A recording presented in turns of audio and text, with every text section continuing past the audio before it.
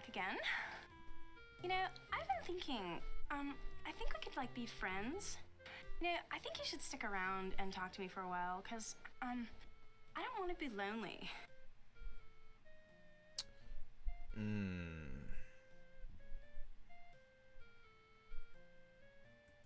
Nice try, sister.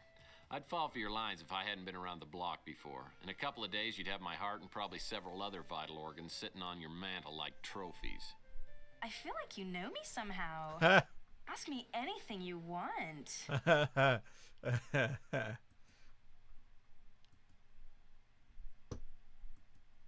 Oh yeah, I got another dumb letter from the colonel. I mean, there were some, like, numbers and stuff written on a piece of paper inside. You can have it. I can't even understand what it is.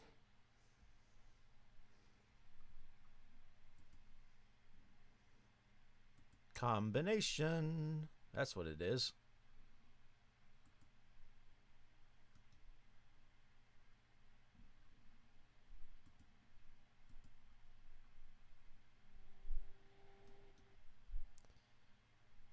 Skip.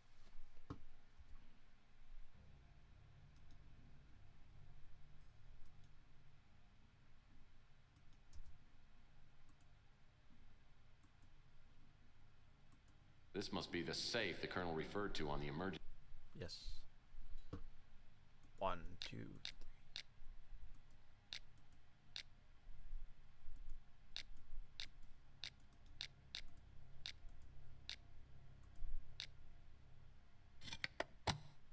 Woohoo! This code book looks like it'd come in handy if I could find some coded documents. Did you forget what you picked up a few minutes ago? This could be helpful in decoding the colonel's file.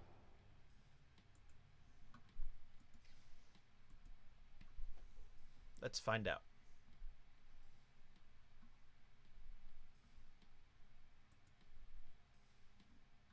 Ooh, stuff.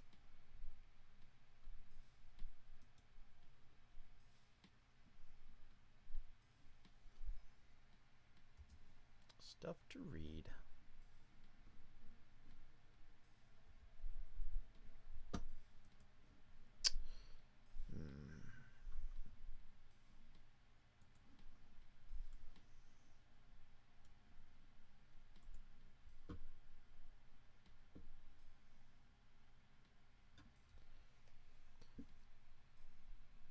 Reverend 4.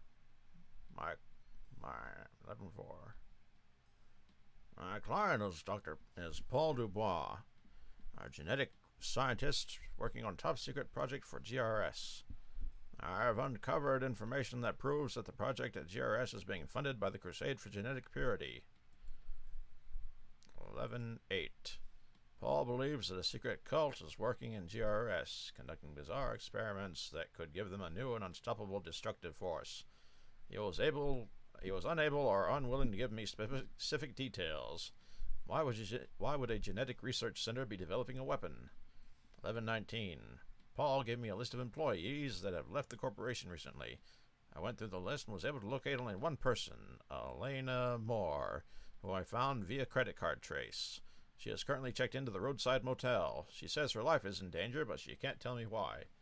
Something's happening at GRS. Something's happening at GRS that's important enough to kill for, but what is it?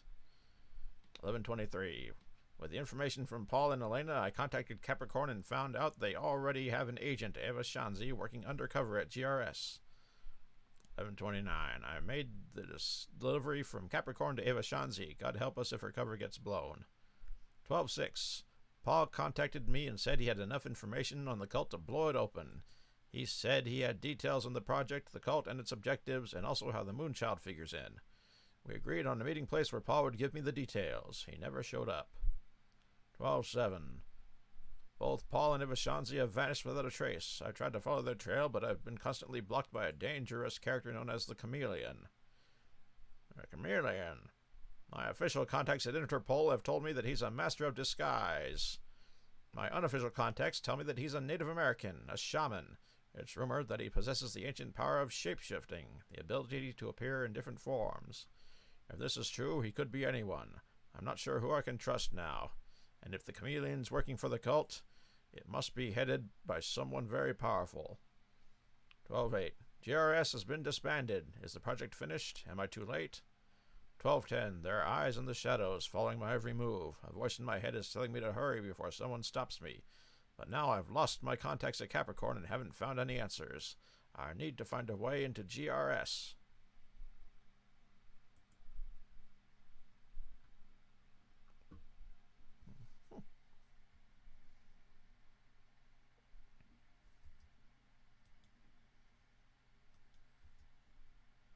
This door leads outside.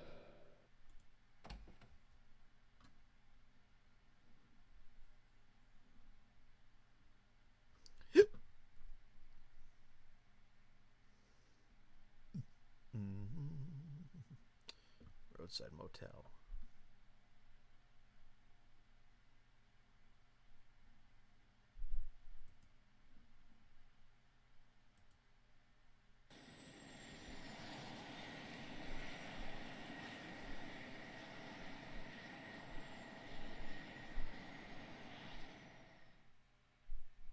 I couldn't believe it when the name Elena Moore appeared in the Colonel's decoded files. I used to date her sister a few years back. Elena was an annoying 12-year-old who had a knack for entering rooms at the wrong time. It's obvious she still recognizes me when she opens the motel room door. So you're little Allie Moore, huh? Last time I saw you, you were quite a pest. And you'd just gotten your braces put on, right? Yeah, but that was quite a while ago, Tex, and I've grown up. You know, I used to have quite a crush on you. Yeah, I remember. Speaking of crushed, how's your sister? I haven't seen her since our nasty little breakup. She got married a few years ago. In fact, it was Debbie's husband who helped me get hired at GRS. It's been just over a year. Since then, I've worked as Marcus Tucker's personal secretary. He's the director of GRS. So what does GRS do specifically? They do genetic research, gene mutations, genetic viruses, that sort of thing.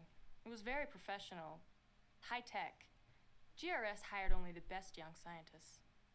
But from the beginning, everything seemed really mysterious and secretive. Is that why you quit? Let me come over to this window before I tell you. I didn't leave until I started receiving the threatening notes. At first, I didn't take them seriously, but they kept coming. I decided to get away and use my vacation time. But when I got back, someone had gone through my apartment. That's when I checked into this motel. How did the Colonel find you? I don't know. He just appeared here one day. It took him a while to convince me that I could trust him. But now, for all I know, he's dead. I'm scared, Tex. Really scared. Look, I'll do what I can to help you, but I need to know everything. Why do you think someone at GRS wants you out of the way? I'm not sure. Since I was Mr. Tucker's assistant for a couple years, I had access to most of his files. Maybe someone thinks I saw something I shouldn't have. Did you?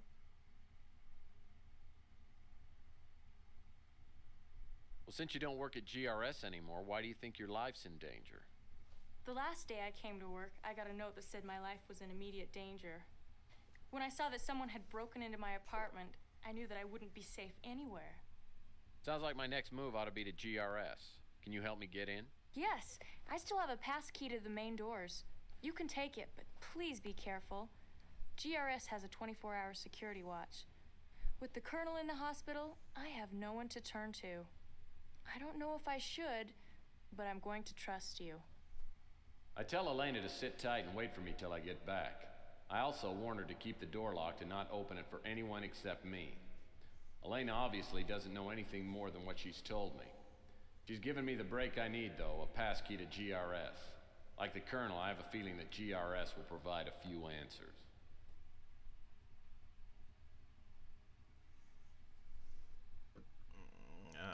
Okay.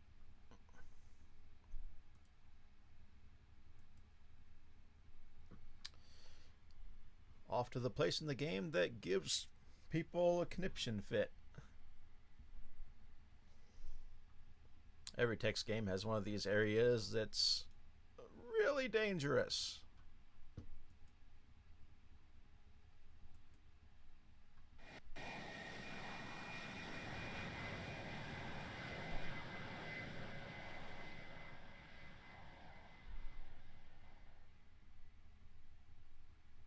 GRS office complex is located in the heart of New San Francisco. Elena's passkey gets me into the lobby, which is empty. A directory shows Marcus Tucker's office on the 4th subterranean level. I take the elevator down. Before the doors open, I hear a warning. Attention. Lethal security probe on premises. That security orb looks lethal. That's one eye I'd rather not catch.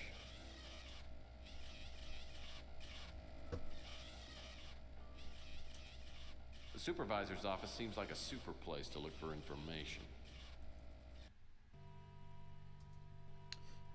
Okay, this is dangerous. I think I want to save before something horrible happens.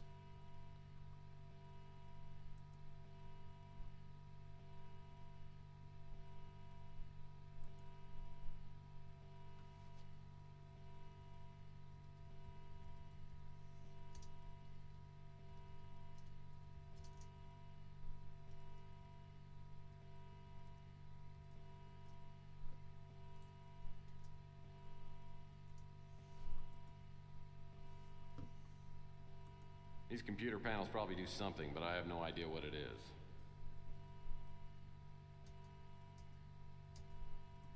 Wow, they had computer consoles just like this on Lost in Space. As a matter of fact, I think these must be the props.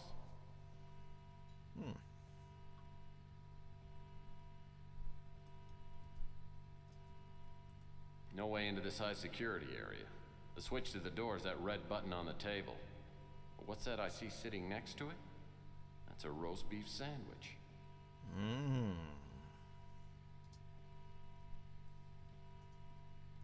The air vent looks like it could be removed with a hex wrench. The opening isn't big enough for me to get through, though. Ah.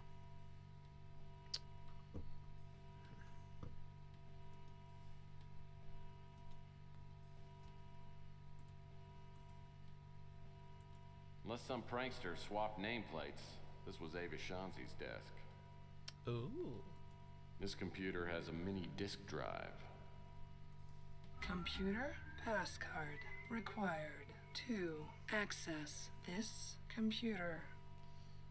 Ah, if that's not ASMR, I don't know what is.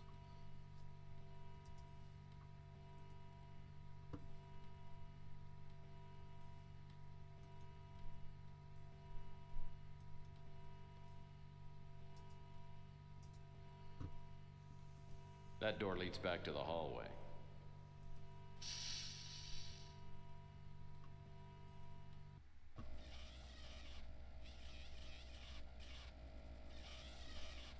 Now the door to the R&D office.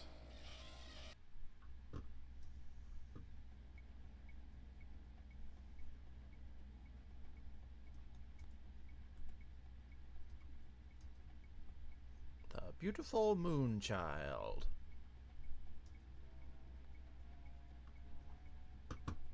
The tale of the moon child is a never-ending story. A team pennant. Paul must be a real baseball fan. Let's take a look at this thing. What do we have here? It's like a computer access card. There's a name inscribed on it. Paul DuBois. This card must activate Paul... Whoops. Sorry. There's a name inscribed on it. Paul DuBois. This card must activate Paul DuBois' computer. This should give me some information. Should.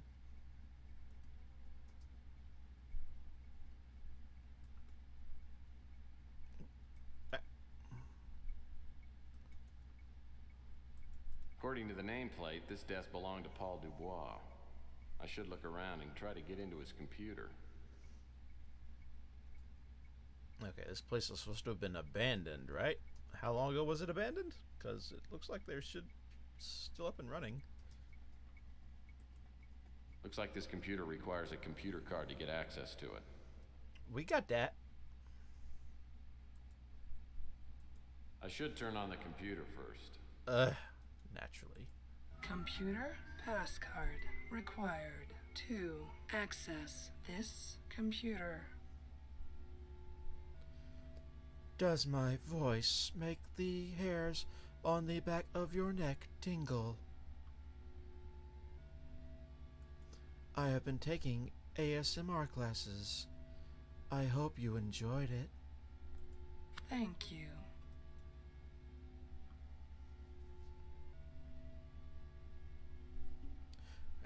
Time to read. Oi. Personal file, Paul DuBois. To whoever reads this, the information contained in this file was to be delivered to me by Colonel Dobbs. I have been collecting this information over the past 6 weeks. I'm now being watched and doubt I'll be able to get in touch with the Colonel. Whoever you are, please get this information to the Colonel. He has promised to take it to the authorities.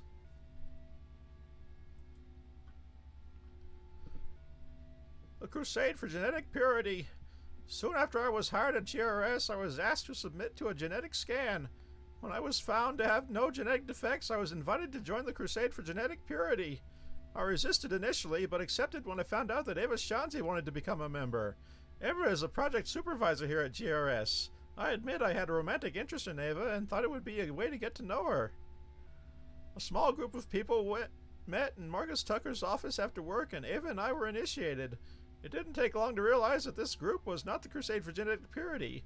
The members called themselves the Brotherhood of Purity, and there were dark rituals and readings of prophecy. Frankly, I was scared, but I was sure that there would be no way out once I was involved. It was Eva who told me to contact the Colonel about exposing the Brotherhood. The GRS project. The project we've been working on is being directed by Marcus Tucker, with Eva Shanzi, Thaniel Murray, and Camden Leander as project supervisors. Tucker has divided the project phases so only he knows everything that's going on. My part in the project has been to develop a specific artificial viral strain, which I've been told will be used in treating respiratory ailments, such as bronchitis and asthma. At one time, there were at least 30 people working on the project. Now we're down to 8. I tried to contact some of the employees that left but couldn't. Today I found out what happened to them. Some of them were considered to be genetically unsuitable and have been sent to the Moonchild. The rest are dead. I accidentally found a recording made of an experiment, and the test subject was one of my former co-workers. I only saw a few moments of the experiment, but it was horrible. I am sure that the experiment involved the use of an airborne virus that was inhaled. It caused a violent death almost instantly. It's horrifying to think that my research has probably contributed to the virus that was being tested. The Moonchild. Those who have heard about the Moonchild have been told that it's a religious getaway for faithful members of the Crusade for Genetic Purity. I found out otherwise. It was constructed by the leader of the Brotherhood of Purity and is referred to as the Ark of Humanity. The only people allowed to go there are members of the Brotherhood, genetically pure humans. The Moonchild is gigantic and has been constructed to easily support thousands of people, along with all known forms of animal and plant life for several generations. The ultimate purpose behind the Moonchild is to provide a safe haven for the faithful while the Earth is going through its final purification. I don't know exactly what the purification entails, but I believe it's directly related to the experiments we've been doing here at GRS.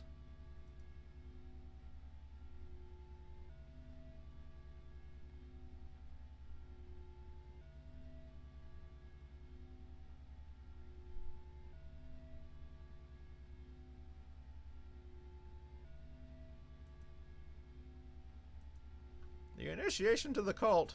When I was initiated, Marcus Tucker informed the others at the meeting that my genetic purity, then went on to give a short speech. This is what he said to the best of my recollection. The principles of the Brotherhood of Purity has existed for thousands of years, but the order itself was founded by the Docetists in 300 AD. We know very little about those who founded our order, only the truths that were left behind and passed down from one generation of the Brotherhood to the next. We have known the truths are contained in an ancient text known as the Secret Doctrine. Through the ages, our power has lain in anonymity. We have quietly prepared for the day in which the prophecies will be fulfilled, and the genetically pure will inherit the earth. Many of history's greatest figures belong to the Brotherhood, but this fact does not appear in any history book. Each of these men, however, laid the groundwork for the next generation, each man's action a single stone added to a massive structure. It has now been 1,000 years since the foundation of the Brotherhood of Purity, and the time has come for the prophecies to be realized. All has been prepared, with the exception of finding the ancient Habu, a powerful talisman which forged the magical elements, being the vessel through which the Brotherhood's power is channeled. When we have reclaimed the Habu, we will journey to the Moonchild, the guardian of the faithful, and there we will we will celebrate the purification, the time when Earth will be cleansed of all genetic abominations. Then, after the waiting, we will return to a pure world and enter a glorious new age.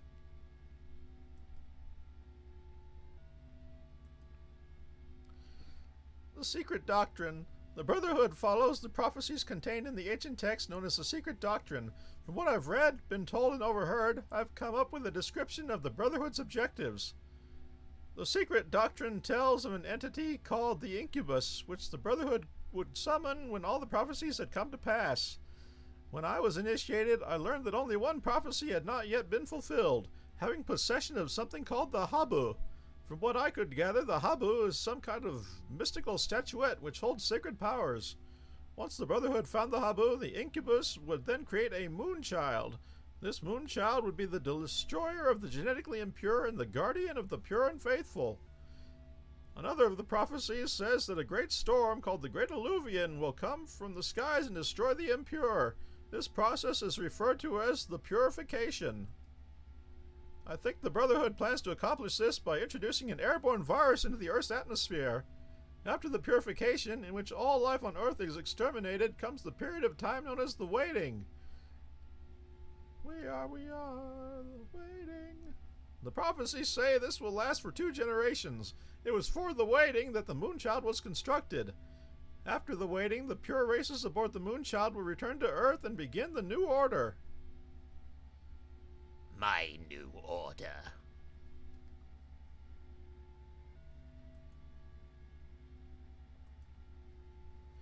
A known history of the Brotherhood of Purity. Origins of the Brotherhood. The origins of the Brotherhood of Purity predate written history. So many of the details are lost. The order started in the Far East among a small group of men whose concepts reached thousands of years into the future.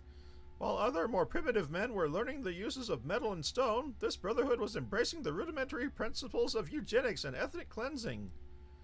The names and acts of the founders were passed down orally for hundreds of generations. The genealogy, philosophy, and icons of the Brotherhood, however, were not fully committed to paper until the 3rd century AD. A group of men known to outsiders as the Docetists composed an expansive tome attempting to summarize the history and doctrine of the ancient order. This text became known as the Secret Doctrine and was accepted as the official word of the Brotherhood. The Roman Empire. The Brotherhood of Purity grew steadily in power during the rise of the Roman Empire. Despite the enormous wealth and influence of the Brotherhood, its anonymity was preserved. The number of those who were initiated and received the teachings, signs, and passwords was kept to a bare minimum, ensuring complete dedication and fealty, as well as avoiding the dilution of quality which inevitably comes with overpopulation. When the Roman Empire fell, the Brotherhood survived unscathed. In fact, it is speculated that the order hastened the downfall for its own benefit. The empire had grown obese and sedentary and was no longer conducive to the higher ideals of the Brotherhood of Purity. The members of the order cast their eyes toward the fierce and hungry tribes of Anglos and Saxons, which were not as intellectually advanced as the Romans, but had not suffered the physical decline. The Middle Ages. Many of the kings in medieval Europe were members of the Secret Brotherhood. One was King Henry I, also known as King Henry the Fowler. He ruled Britain around 900 AD and was considered a visionary by the other members of the order. He prophesies that a gigantic storm will appear from the eastern sky and will overwhelm the impure, and this was added to the Secret Doctrine. Other pivotal and powerful rulers of the Middle Ages were secretly affiliated with the Brotherhood of Purity, including Charles the Great, Henry the Lion, Otto the Great, Philip of Swabia, Conrad IV, and Frederick Barbarossa. While King Charlemagne was not deemed intellectually suitable for the Brotherhood, his closest advisor and confidant, Hugo von Turon, was a high-ranking member. His influence on Charlemagne's drastically affected the course of Europe's and the world's history.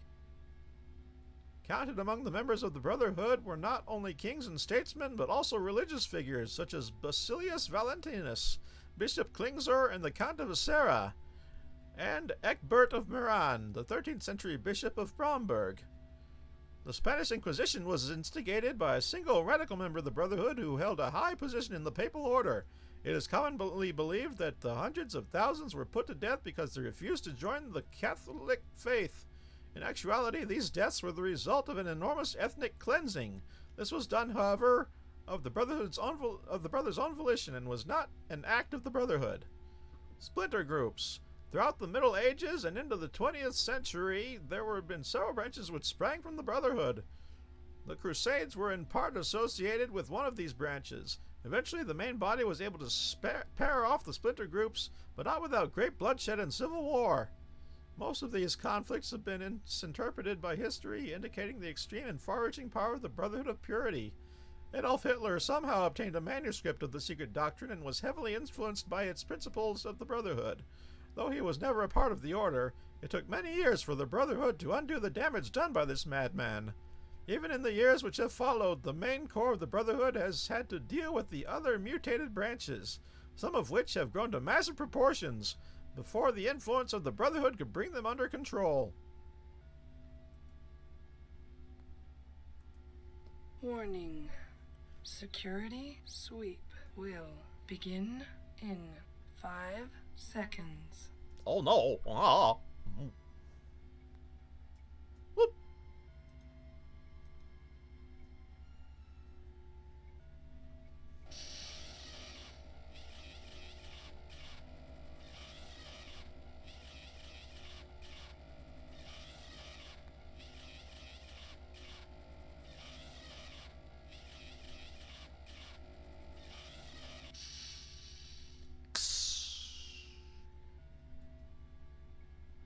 Safe. Ooh, what's that on the floor? A hex wrench. I've got an idea this will come in handy.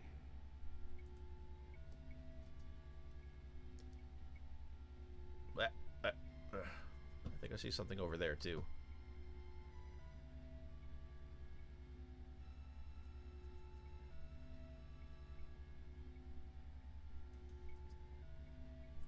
What a cute little TV. I wish I'd found this little sucker a couple hours ago. Now I've missed all the good soaps.